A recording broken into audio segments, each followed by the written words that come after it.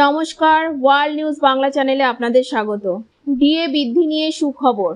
দেবীপক্ষের শুরুতেই পশ্চিমবঙ্গ সরকারের কর্মচারীদের জন্য মহার্ঘ ভাতা বাড়ার সম্ভাবনা। পশ্চিমবঙ্গের সরকারি কর্মচারীদের জন্য 2025 সালে শারদ উৎসবের ঠিক আগে মহার্ঘ ভাতা অর্থাৎ ডিএ বৃদ্ধির সম্ভাবনা নিয়ে জোর আলোচনা চলছে।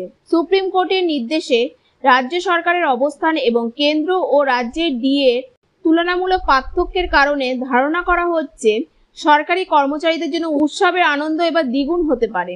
বকেয়া ডিএ নিয়ে চলমান অসন্তোষের মধ্যে এই সুখবর আসতে পারে। সূত্র অনুযায়ী মুখ্যমন্ত্রী দেবীপক্ষের সূচনায় 5% ডিএ বৃদ্ধির ঘোষণা করতে পারেন। বর্তমানে এপ্রিল 2025 থেকে রাজ্য সরকারি কর্মচারীরা মোট 18% ডিএ পাচ্ছেন। উৎসবের আগে আরও 5% বৃদ্ধির সম্ভাবনা রয়েছে, যা সম্ভবত 2026 সালের 1 জানুয়ারি থেকে কার্যকর হবে। এই নতুন হারে বৃদ্ধি হলে মোট ডিএ 23% দাঁড়াবে। বর্তমানে কেন্দ্রীয় সরকারি কর্মচারীরা ডিএ পান 55%, যেখানে পশ্চিমবঙ্গ সরকারি কর্মচারীরা ডিএ পান 18%। এই বিশাল পার্থক্যের কারণে রাজ্য সরকারি কর্মচারীদের দীর্ঘদিন ধরেই অসন্তোষ রয়েছে। গত 16 মে 2025 সুপ্রিম কোর্ট রাজ্য সরকারকে নির্দেশ দেয় 6 সপ্তাহের মধ্যে 25% বকেয়া ডিএ প্রদান করতে।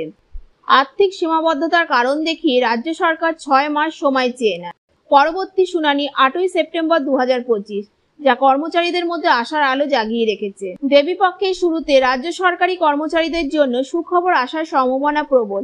সুপ্রিম কোর্টের হস্তক্ষেপ, রাজ্য সরকারের অবস্থান এবং উৎসবের আবহে ডিএ বৃদ্ধির ঘোষণা কর্মচারীদের জন্য আর্থিক স্বস্তি নিয়ে আসতে পারে।